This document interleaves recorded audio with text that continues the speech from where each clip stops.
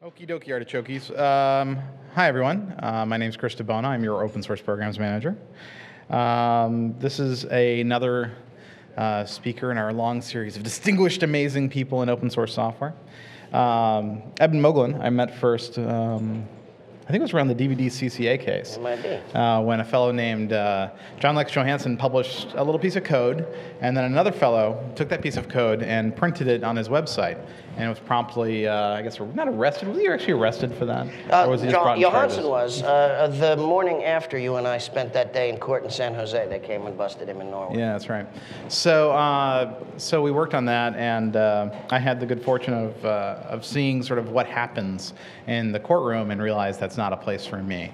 As such, we financially support Eben whenever we can, and his work with the Free Software Foundation as well as the Software and Freedom Law Center, which I'm sure he'll mention in passing in this discussion. Gotta advertise the firm. I don't know how much of a bio you want to give for yourself. I'd rather just let you talk because you're better at it than I am. So, everyone, Eben Moglen.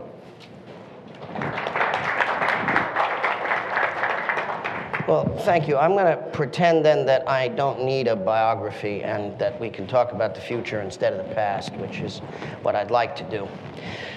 It is a privilege and an honor for me. I've been waiting to come here. Sorry for interrupting.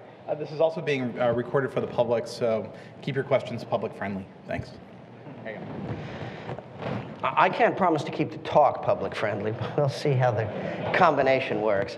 I've been waiting to come here for a long time, and it's a great honor for me to make a first visit here. I have been working with free software programmers long enough to have spent many years of my life responding to a question that goes, well, free software seems to be sort of good at imitating important stuff done by other people like Microsoft, but it never really does anything new, does it? And of course, one of the easiest ways of answering that question after a certain moment was to say, well, where did you ever see anything like Google before? That is to say, in coming here, I am making a long-delayed pilgrimage to one of the monuments of the new, a monument constructed out of your ingenuity and materials, which I've seen shaped at the quarry over the years, the materials of free software which make the scale on which we deliver information and knowledge to one another all the way around the world possible. So for me, it's a little breathtaking and a little bit throat-catching in the way that any monument is, and particularly gratifying when I think about the world from which I started doing the work, as you all started doing the work, when all of this would have been a dream that would have been hard even to explain to people who now use it every day, depend upon it, assume it's there, and would, in fact, no longer really know how to lead their day-to-day lives without it. Which means, I suppose, that I want to offer myself as the friendly outside observer, a role in which I hope I may be able to talk a little bit about the long-term curve of the ecological relationship between Google and the free software environment. In doing that, I want to talk in particular about the ways in which we can study in the past some of the ecological crises for enterprises we may not be quite so fond of, but whose experience in dealing with the free world sets some useful guides to what may be the problems and the challenges in future that we can avoid now. If you think about the poor devils in Redmond, and the difficulty that now besets them, I think you can see it as a form of fulfillment of the idea that you have to catch problems while they're young. As a person whose job it was while the problems of Microsoft were young, was to keep Microsoft from knowing how to nip them in the bud, from seeing the free world for what it was when they could have stomped it out easily. I suppose I have to say that a lot of my work as a lawyer, particularly in the earlier days of the free software movement, was directed at camouflage, or at least at conflict avoidance. If you think about the state of affairs when I first started working for Stallman in 94 and 95 and 96, if we had thrown our weight around too aggressively in the enforcement of freedom in the courts, we would have died young. We would have had our resources exhausted. We would have been bled to death by a party infinitely larger and more resourced than we. And we would have lacked for visible and recruitable allies. Because at that stage, parties had not yet realized how important to the enterprise of the future free software was going to be. And the vendors had not understood what it was that they had at stake in the survival of this model of making software. It was, in short, our job to keep Microsoft from understanding how deeply the copyleft threatened their way of thinking about software. That it was bringing about a fundamental change from software as a product to software as a public utility enabling services. A change that would require a rethinking of the very business model upon which they had based themselves, a very conception of what it was they did and what they turned out the door at the end of the day. Because in 95, Mr. Gates had still not quite sustained the enlightenment concerning the existence of the internet, it was not entirely surprising that he was late to the enlightenment concerning the copyleft and its effect on the idea of software as product. By the time they had figured out that the copyleft involved a reconsideration of the balance between software and service, it was already beginning to be too late to change. And now, at a time in which the oppositional characteristic of what we do is fully defined and perfectly understood, it may be that Microsoft no longer has time in which to change. This is an example of how a failure to grasp what the other fellow is thinking produces serious distortions in the ability to realize the full effect of one's own investments. Had it been possible for Microsoft to think more clearly about what the free world was up to when the free world was small, I hesitate to imagine what solutions might have been applied to the problem. But I think it is quite obvious that the solutions applied in 1996 would have been far more effective for Microsoft than the solutions being applied in 2007. This is, of course, a battle of light against dark, good against evil, and has nothing to do, therefore, with the relations between the free world and Google. We are all creatures of light.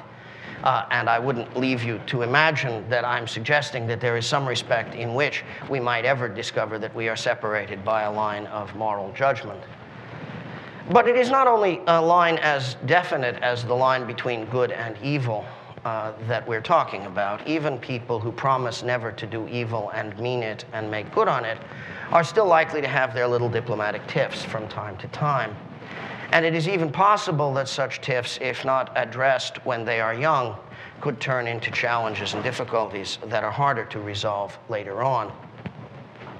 I want then to talk a little bit about where I think we might find ourselves in need of a few drops of oil now before we begin to find some metal shavings in the bottom of the engine at the end of the day, before we begin to run things a little past tolerances and pressure starts to go up.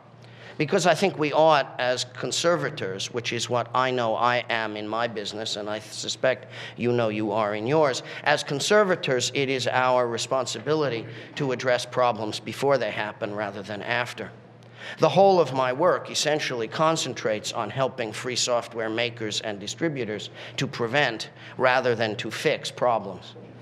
And if I therefore sound like a party calling out about some things that haven't happened yet and aren't likely to, I hope you'll grant me the tendency to understand that it's just the habit of my job to look for the things over the horizon before they become problems in order to prevent them from growing into the kinds of problems it is expensive to fix.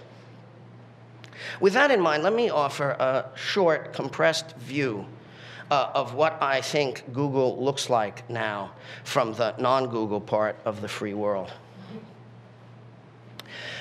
In the first place, as I'm sure you recognize too when you think about the new investments in hardware, Google looks like the first industrial strength part of the 21st century economy, moving to cheap hydroelectric power the way 20th century industrial corporations like aluminum smelters moved to cheap hydroelectric power.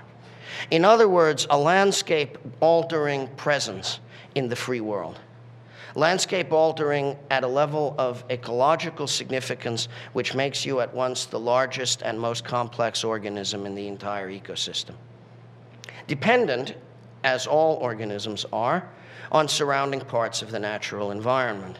And it is the ecological balance between the new, largest, and most sophisticated and most capable organism in the environment and the rest of the environment which is the theme of my analysis.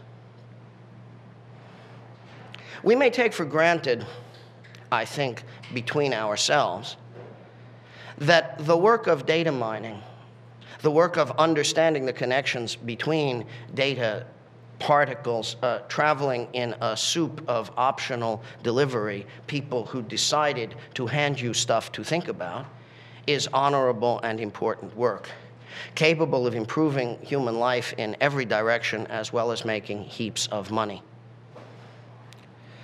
But precisely because it is power, because it makes money in vast quantities, because it consumes power in vast quantities, and because it depends upon skilled brains and free software, it is an ecological intersection where the trust of all parties must be carefully maintained.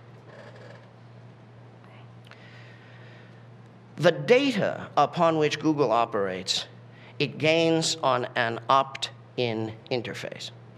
People voluntarily bring information, their email, their habits, their search information, their desires, their geographic locations, and all the rest.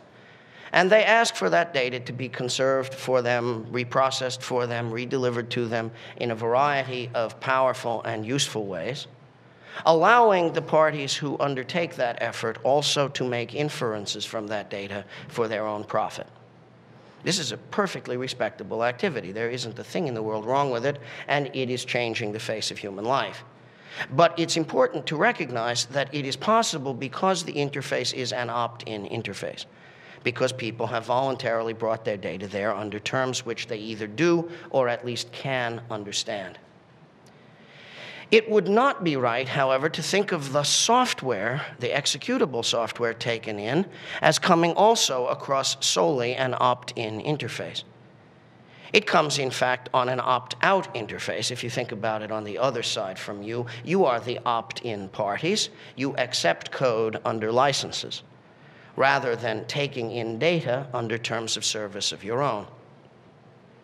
The consequence is, at least in theory, that the licenses under which the code you take in comes to you could establish limits or bottlenecks or sources of limitation of your use of it. Generally speaking, of course, at the present time, that isn't true. Vast amounts of code are taken in under licenses so permissive as to limit in no way what is done with them.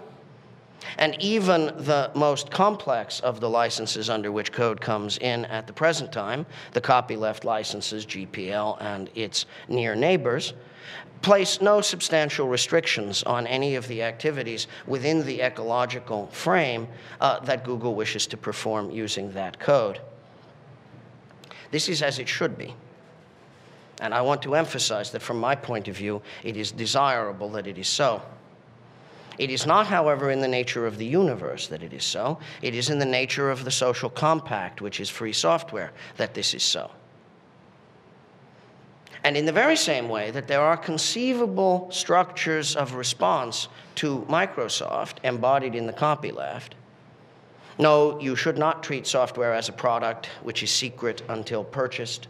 No, you should not treat knowledge about the operation of computers as a product only the rich can have and only in the quantity that they can afford to consume. No, instead, software is a commons responsive only to the need for the free movement of information. You can imagine, at least in theory, Changes in the inbound interface for software, which would place significant challenges on the model of we use free software plus open source freely provided data to conduct data mining for both public benefit and private profit.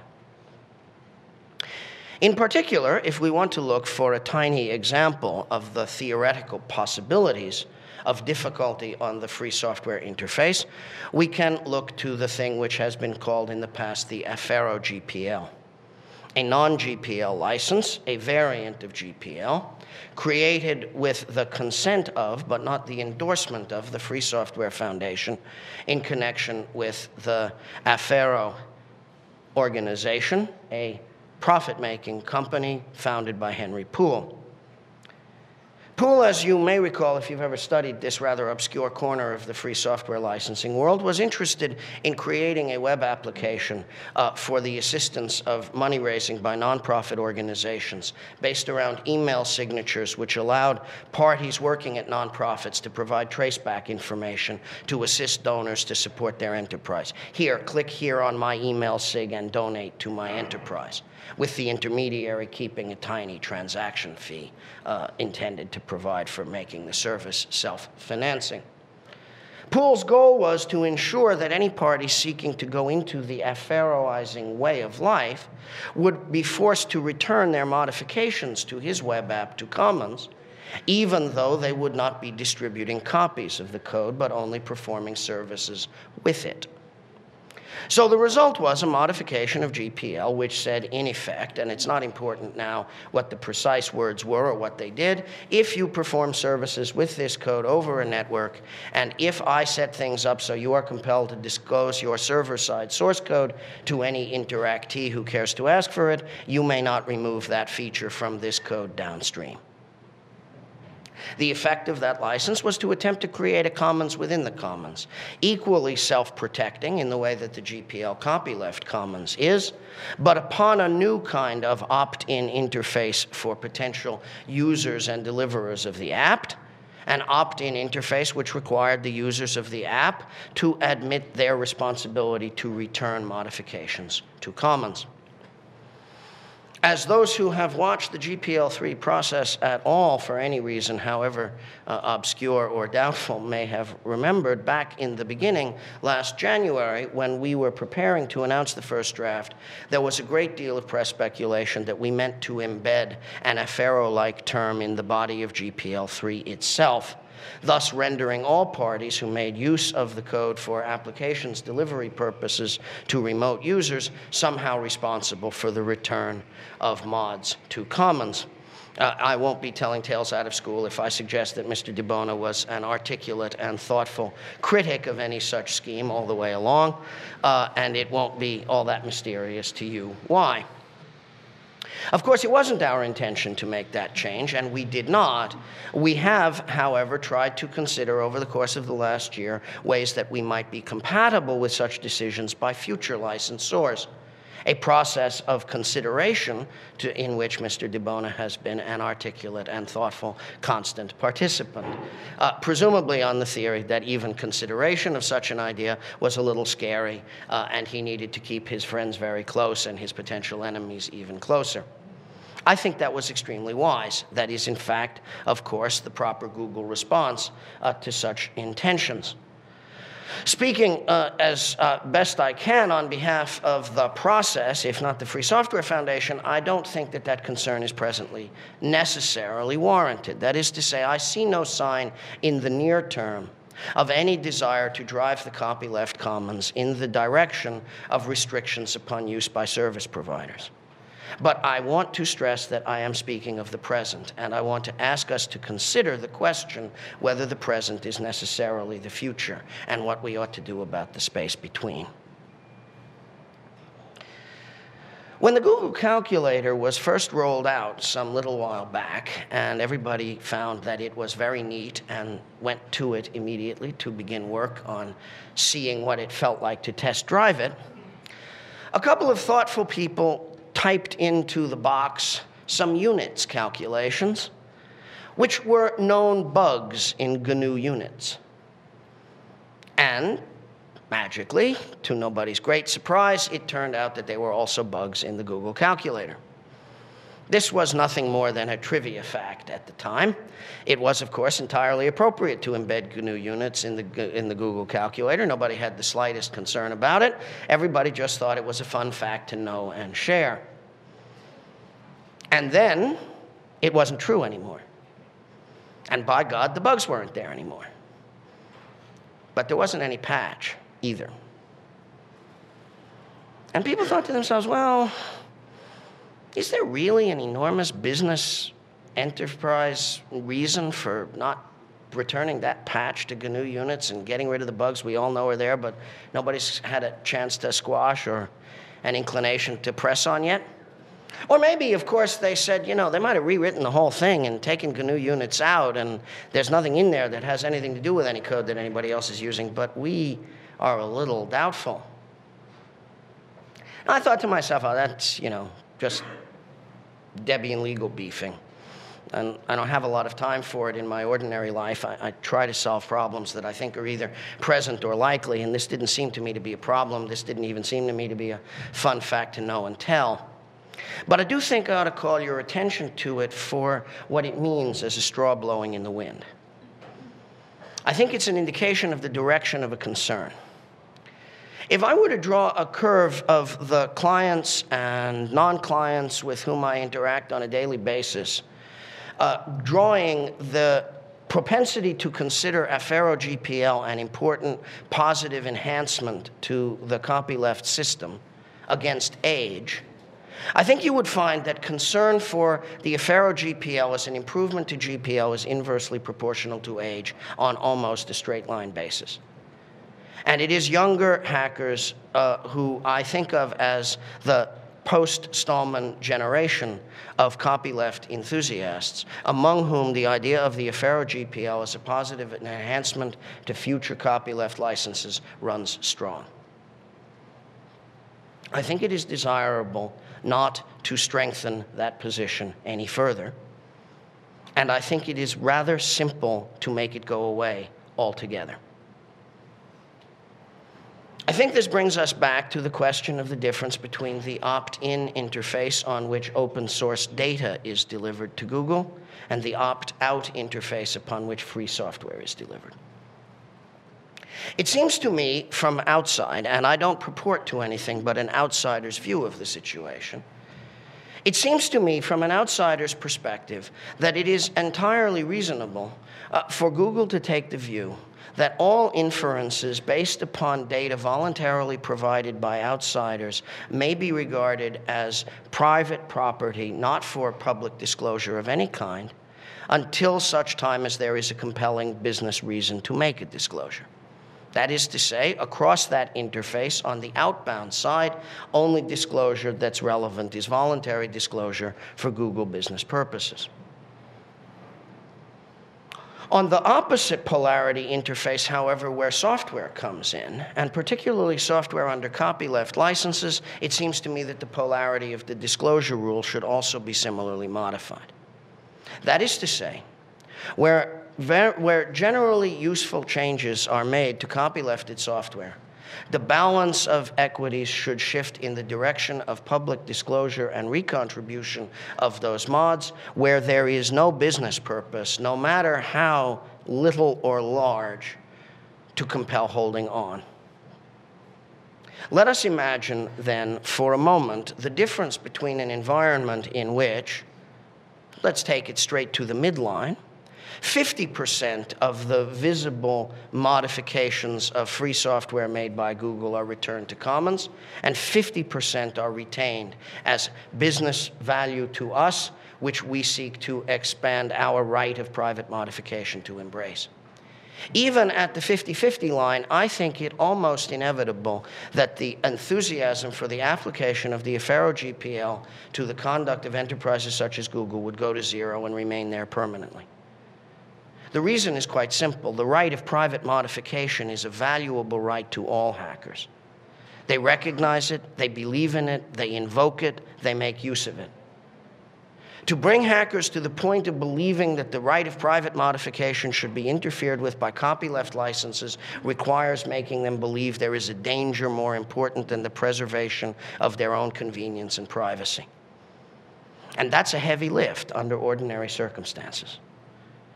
Anything other than the appearance of a creation of danger is unlikely to result in moving the hacker community in general towards rules requiring contribution over and above the right of private modification. In other words, in order to bring about a situation in which frictional heating began to occur in the copyleft licensing system disadvantageous to Google's business model, it would be necessary for hackers in the outside world to believe that Google posed a danger sufficiently large to justify overriding the sacredness of the right of private modification. That's not easy to do. But on the other hand, we have some rich friends, or should I call them frenemies, in the world, whose fundamental activity with respect to what we both do consists of the creation of fear, uncertainty, and doubt. And therefore, we must ask ourselves whether we share a vulnerability to an increase of fear, uncertainty, and doubt, possibly directed at creating a frictional distance between us, which need not be there. And maybe we need to consider diplomatic measures between ourselves as natural allies to prevent that friction from occurring, to apply a couple of drops of oil to that interface before it begins to heat, and metal shavings begin to show up at the bottom of the engine, and noises are created which alert some people to our north that there is an opportunity for disruption. I think that it is reasonable to expect that with measures gradual and barely noticeable, not public in any significant way and requiring no marketing or advertising, that we could move the level of friction on this interface to zero and keep it there indefinitely. I don't think that this is a difficult job. I don't think it's scary. I don't think it raises significant problems for anybody. It may be that I don't understand some portion of the problems it would raise in here, but I have long experience in discovering that there are ways of resolving even problems which people very knowledgeable and thoughtful about free and open source software have in their businesses. That is, after all, the place where I tend to work. So I believe that there are reasons for taking another look at the question of publication policy at the software interface line for the purpose of avoiding future difficulties of which others might take skillful advantage to both of our regrets. I also think that this has significant effects on another second-order aspect of the ecological relationship between Google and the free world. Because, of course, the free world contributes two things to Google of extraordinary value. One is executable software, and the other is you. Skilled labor, thoughtful skilled labor, well-trained, carefully disciplined skilled labor, not disciplined at behaving like drones in proprietary software, skilled at the processes of agile creation and rapid adaptation and evolutionary uphill movement, which is what the free software ethos is about, is also crucial to the ecological existence of this grand organism. And nobody outside in the free world can be unaware of the depth of Google's need for skilled labor or the intensity of its recruiting. There is an ecological balance issue in this respect, too, which arises from the balance of publication or non-publication of modifications to free software. As projects which are themselves constantly in need of skilled labor find that project members and participants whom they value and care about and need are recruited into an organization where they tend to go radio silent, resistance to recruiting in those organizations rises too. This is also a form of friction at an interface of importance which is ecologically capable of dissipation. With a little bit of additional social engineering, we could reduce the apparent friction on that interface too. Here it may be that my gauges for measurement are in some ways better adapted to the situation than yours are. As recruiters, your tendency is to see either a success in hiring somebody you want or a failure to get somebody yet that you will sooner or later hope to be able to attract. It is among my client base and the circles in which I travel where the ecological question, are we being unfairly treated somehow in the recruiting activity of our giant cousin, comes to the fore. And it is to people like me who function as counselors and advisors to those smaller nonprofit makers and distributors that questions come. What can we do to protect the integrity of our project team against predatory recruiting? A conception which it is very much in your interest never to cause hackers to frame in their minds. The phrase predatory recruiting should not exist in the free world. It's not good for you if it does, and it's our shared goal to prevent it from ever shaping itself in hacker minds. It's important at any rate, therefore, for me, as the friendly outsider, to tell you that we have a little work to do. I would strongly suggest, in other words, that there are ways that interact two or maybe even three of the ecological aspects of your role as the grandest of all organisms, which tie back to the traditions, cultural understandings, and legal institutions of the free world. It is not unacceptable in any way for that to be true. You are the monument to the new, the ways in which the free world begins to build for itself and with its own skills, brains, software, heart, and soul, monuments of human industry that could never have been achieved in the old ways. And it is true, of course, that even for hackers, change is sometimes unwelcome. I know that as well as anybody else in the world right now, because the minute I began making GPL3 with Mr. Stallman, GPL2 became perfect. As you notice, people who had their doubts, their uncertainties, their fears, even sometimes made querulous statements to the press and other websites about GPL2, suddenly discovered that they loved it like a brother, that there was nothing wrong with it. I have come to the conclusion that the only way to complete GPL3 with total unanimity of love and endorsement is to announce the beginning of GPL4. Change is always hard. There's no question about it. And there is therefore also no question about the fact that some portion of the friction I am talking about is simply the result of the free world's own difficulty in accepting change. Once upon a time, there was the free world and no Google. Now there is the free world and Google. And even that, in and of itself, can be sufficient to create resistance.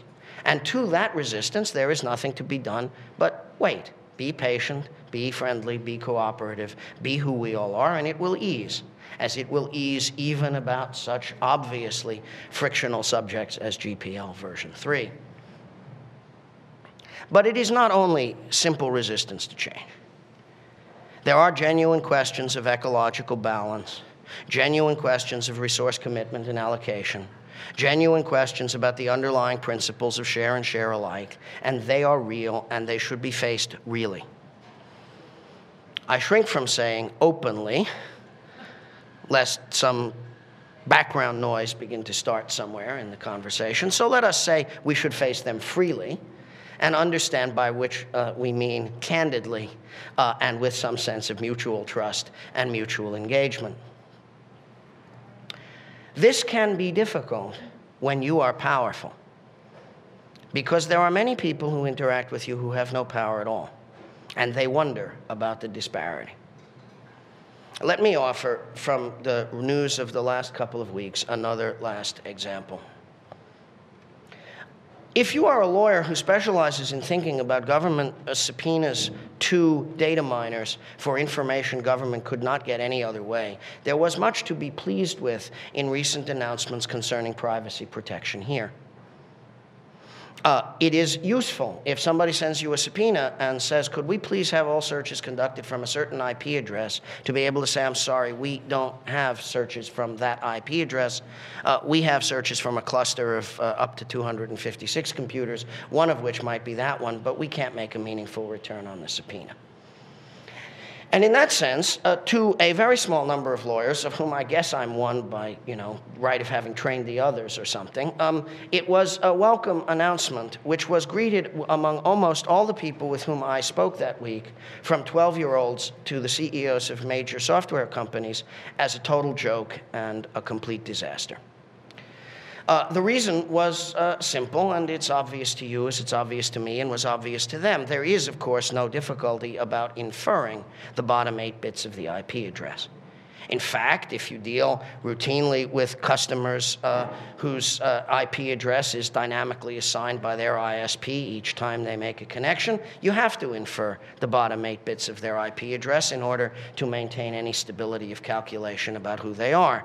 And once you begin differentiating people inside a household who use the same computer, even the bottom 8 bits of the address are no longer really important. You're inferring an additional few phantom bits at the bottom of the IP address, which generate information about the specific user of a multi-user machine.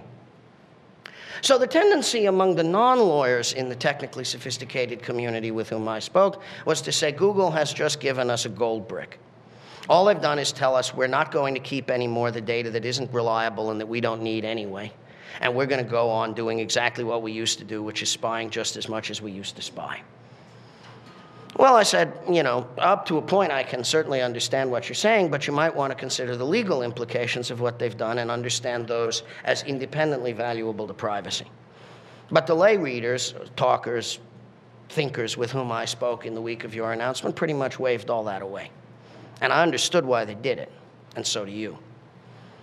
Here was an instance where a little bit more candor and a little bit more depth of discussion would probably have been extremely helpful.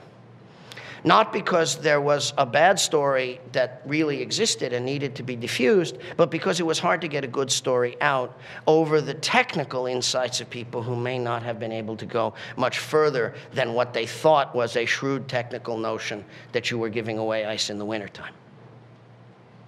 This is a consequence of the very nature of the ecological relationship between the large and the small, and the concentrated and the decentralized. It's a consequence of the existence of life as the grandest organism. One could think of it in terms, I suppose, of a kind of social duty, noblesse oblige. But I think, in fact, it's more than that. I think it's a law of ecological life. I think it's a law of what it means to exist in a world of organisms of different sizes and powers, where you are yourself the largest, the grandest, and the most capable. It seems to me, then, that what I'm asking, because indeed, of course, I'm always asking. I'm a lawyer. I can't go anywhere without asking for something.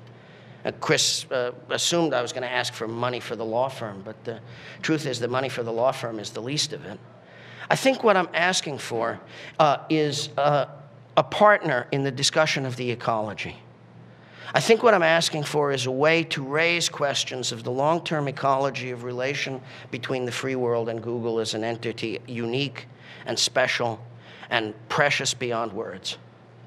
I think what I'm looking for is a way to commence dialogue, not about what we have to do today, and not about what we have to do tomorrow, but how we begin to think long about what it means that this is the achievement you have built, and what it means about the relationship between you as builders of this from inside and all of those other parts of the free world who both admire and sometimes fear what you have made.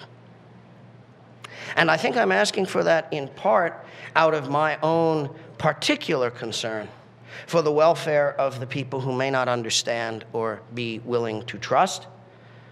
But I think I am also asking for what I ask for in the knowledge that there are those who will profit from our divisions deeply, shrewdly, now that they realize them, and dangerously. We are not yet at the point where we can think of this as an ecology troubled only by the problems of peace.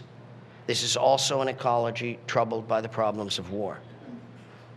I hope to live long enough in the work I do to see the end of that phase. I believe that it is possible to achieve it. We will, I think, be able in the end to restructure the global IT industry so that there is no party that denies the value of commons or the existence of a reason for coexistence. It will take work, it will take effort, it will take money, it will take luck. It's like any other war. You have to fight it until you win if it's important enough to begin in the first place. But even if we had succeeded now beyond our wildest dreams in creating an age of peace in the global IT industry, even if we had succeeded in embedding the idea of commons so deeply that there was no committed enemy to it, we would still face this problem of the diplomatic relations between the large fish and the small ones. Because I don't want my clients to become Google, don't make the mistake of thinking that that's because I don't like Google. It's because my clients will always be the small fish. Somebody's got to look after them. You can afford excellent lawyers, lots of them. I know just how many there are because I work with just how many there are. My clients can't have any others. There aren't any others for them. There won't be, in the near term, any others. By which I don't mean that we can't train 200 lawyers for the small fish. We can, I hope, and we will, and that's the advertisement for the firm. Send money, make more lawyers for the small fish. But remember that at the end of the day, they're still going to be small compared to you. Remember that at the end of the day, what you want is for their lawyers to be diplomats in relation to you, not adversaries in relation to you. Not contentious parties in relation to you.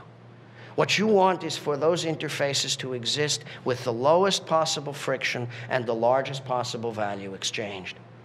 I think we are a few small tweaks from optimum at the moment. And I hope that the remarks that I am making here, taken in the right spirit on all sides, will be a way to begin the process of administering those few mods that we most gravely need. I appreciate your thoughtfulness, your pondering, your energy, the engagement with which you face all the problems that confront you in your extraordinary communal life together. And I hope that there will be room for a little consideration of this issue in and among all the others. Thank you very much.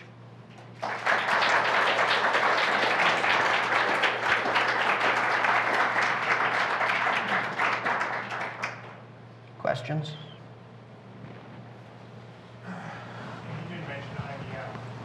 Curious to hear you compare IBM's relationship with the free software community with Google's. Lance asks for a comparison of IBM's relationship to the free software community with Google's relationship.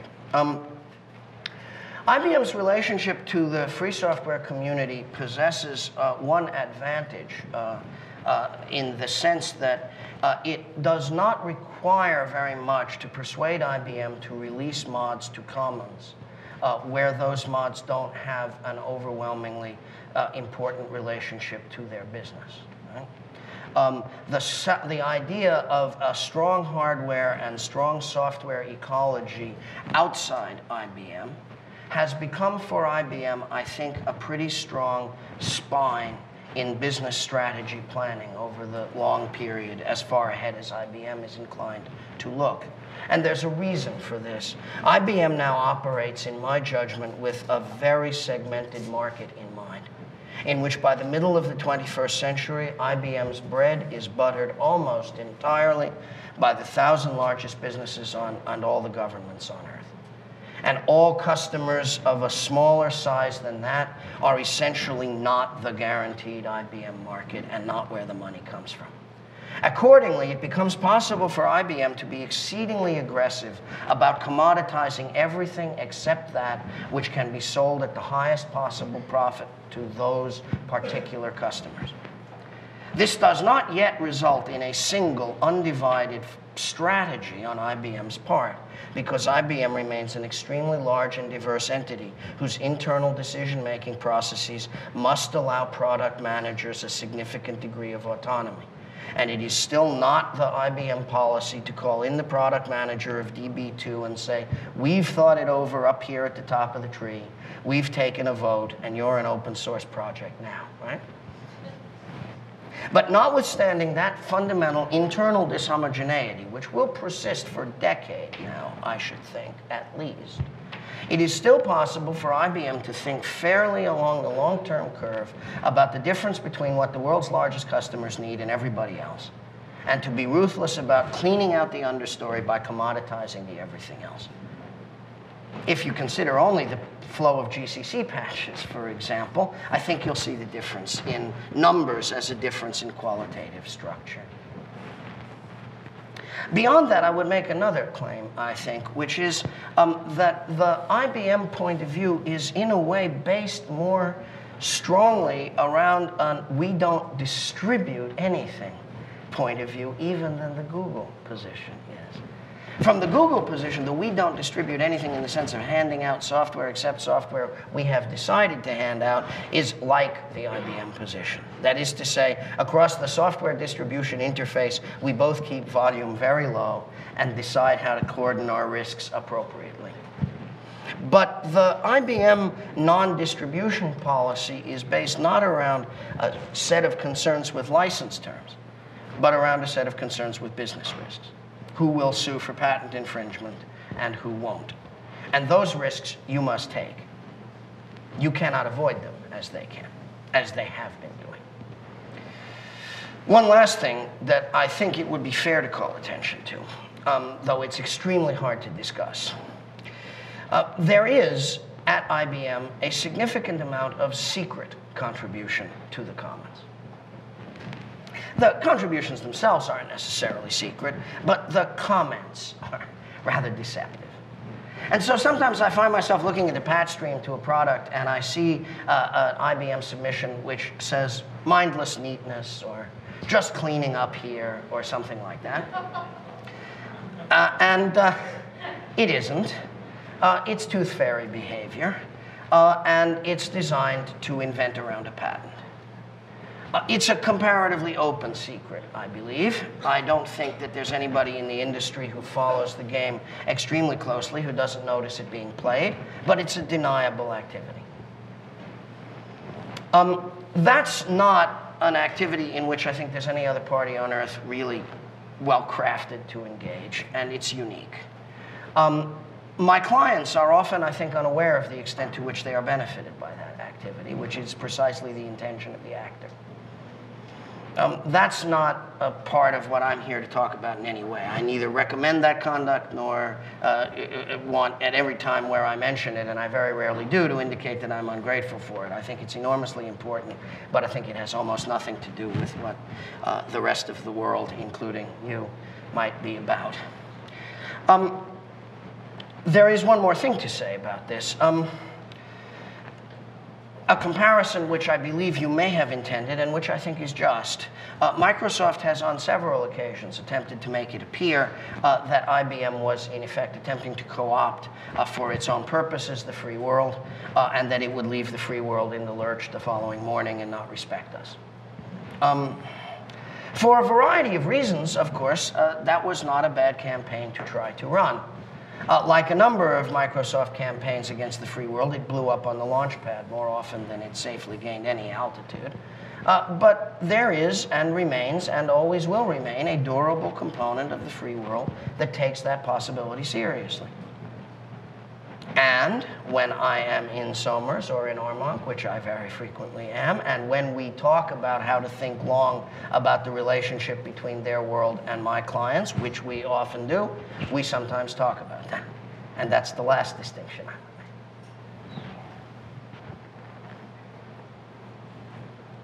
So, on the subject of contributing to the commons, at more than one organization, I have found that the reason that packages do not make it back is just because there's so much trouble. That you have to prove to the outside world that the package satisfies a general need instead of one that is purely local to your organization. You have to adhere to the style of the external project. You have to have extensive design discussions. So there is a very strong temptation to just not go through the work. And the more you fall into that temptation, the more your local variety diverges with the main line and the harder it gets. Given that situation, and I think we can all agree it would be nice if we never had that situation, but for organizations that are in that situation, what form of contribution would you suggest? I think that the point's an absolutely fair one. And I don't think that what I ought to suggest is an alternate form of contribution. You and I both want to demand and work for is reduction of friction in the contribution processes of important and significant projects. It is, after all, the case that my work is the work of trying to make projects operate with less friction. If I see projects that we help to counsel and advise, making it hard for people to give code to them in ways that doesn't improve the legal defensibility of the product, our general response is to say, gee, why don't you let up a little bit on that and concentrate a little more on this over here, which might be a little more important to the acceptance of your project in the long run. In particular, one of the things which it seems to me is of the greatest possible value is to strengthen the best practices, understandings among projects out in the free world about how they ought to conduct their contribution lives. What they ought to do, given their policies about whether they do or don't take copyright assignments, how they judge patches from a legal point of view, and so on. But some portion of what you're referring to is not invented here-ness, based on a kind of technical merit competition. Prove to me that your patch is really good and important, and I should accept something not invented here. And under circumstances where you meet that kind of resistance, I agree with you that you have no ecological responsibility to contribute back. Projects that don't make it easy to contribute back are making it hard to contribute back, and where it's hard, it's sometimes too hard. I would score that a fair call. But I would ask whether, if you consider the total possibilities across that interface, whether you really think that the sort of not invented here, don't bring us your patches, we don't want to hear about it unless you're a saint, whether you really think that that accounts for a numerically preponderant or significant portion of the decision about whether to recontribute.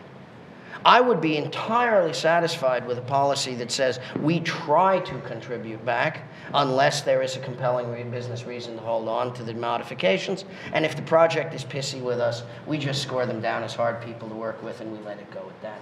That seems to me entirely socially fair.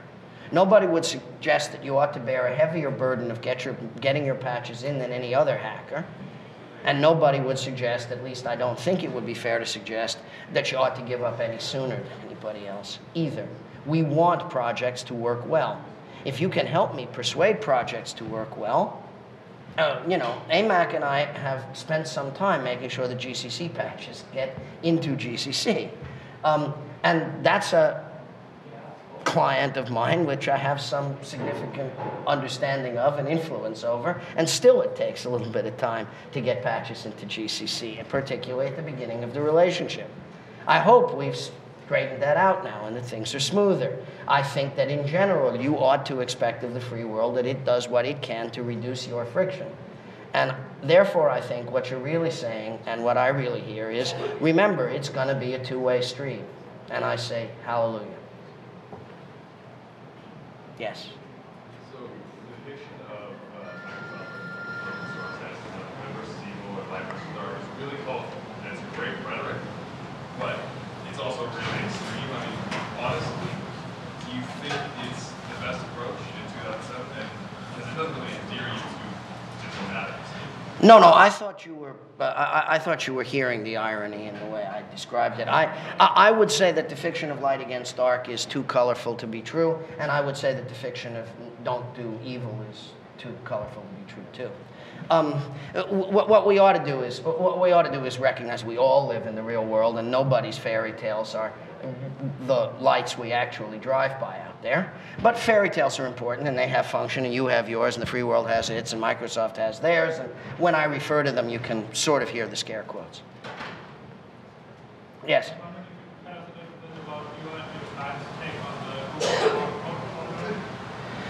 My client's take on the Google Summer of Code program. I don't think that I hear a sort of overall opinion of one kind or another. I think what I hear is the difference of opinions among people who went to summer camp and those who didn't, and those who loved it and those who thought the counselors were mean. You know, that's sort of news and notes for me rather than a sign of any long-term anything. To the question of whether the program itself is meaningfully and valuable to the free world, I haven't the slightest doubt. The ability to take advantage of hack attacks in order to make fixed and serious progress on stuff we all need is an enormous asset to the community. We all know that software is not produced in a neat, homogeneous flow, so many lines per hour, so many days a week, so many weeks a year. That's part of what made the proprietary software industry very bad at producing software.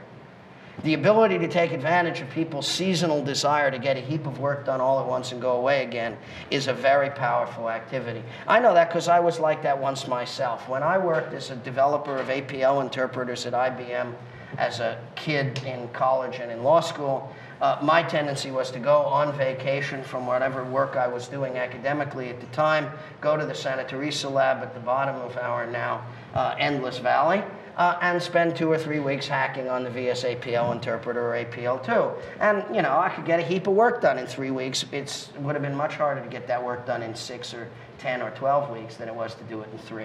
I think the Google Summer of Code is, in that sense, an extraordinarily shrewd and community valuable way of taking advantage of how code is really made. I think it's a monument of excellence in how we can turn the market relations and the free world relations to common reinforcement. And what the opinion is of the particular will code for pizza worker at any given moment seems to me the least of the story.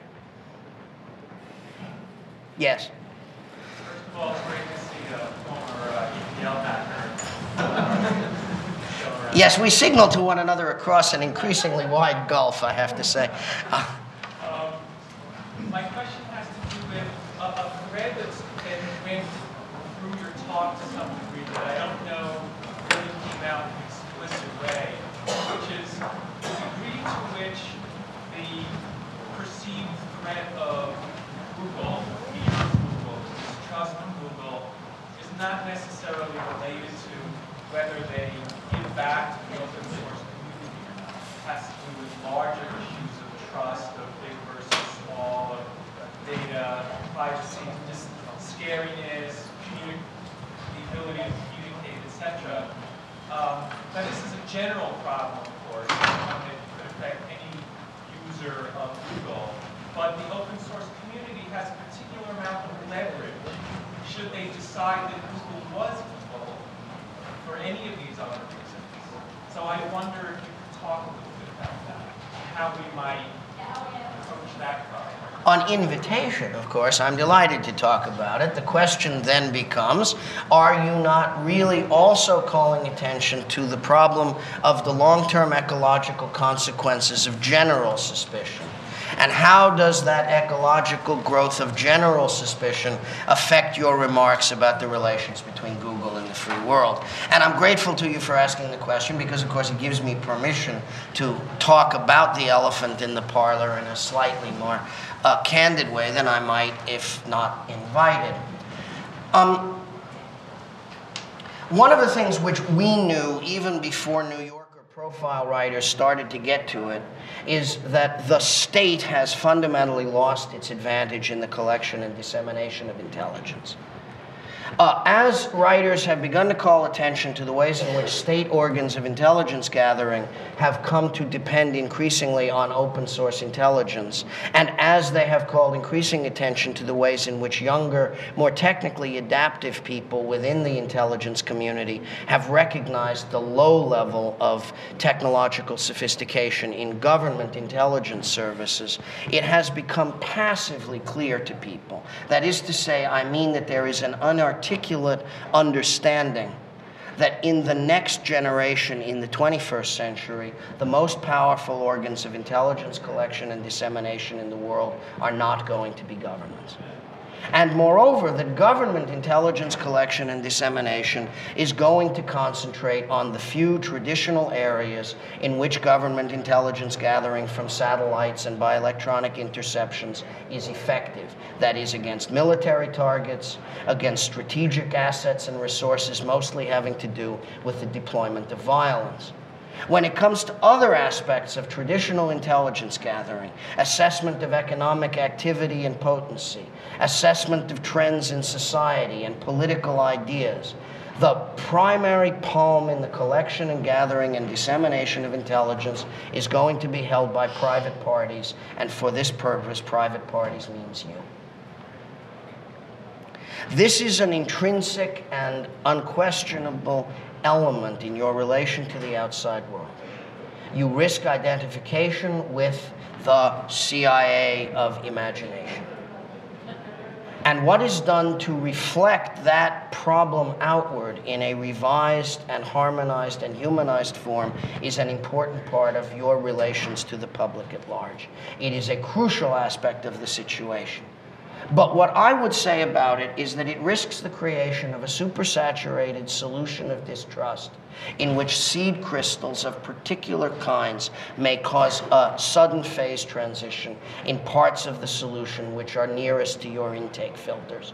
And because I have pointed to the free software flow critical to your day-to-day economic and long-term strategic welfare, that is a particular place in which a sudden phase transition from a solution of miasma, of uncertainty, or not clarity of trust might suddenly give way to a desire to do something that will stop the train. And it is particularly among hackers that a decision to do something individual to stop the train might arise. It is precisely the hackers who might first think to themselves, I can hack the intelligence collection system of the world on behalf of good. To bring it down to the real bottom of this story, I had a client once upon a time who was deeply concerned with government surveillance of private life and with the relation between that and government war-making. And he decided to do something about it. He was called Phil Zimmerman, and he decided to hack the system. You do not want a Zimmerman deciding to hack your system out of general distrust of the relationship between civil open source intelligence gathering and the fate of power in the 21st century. Thank you very much.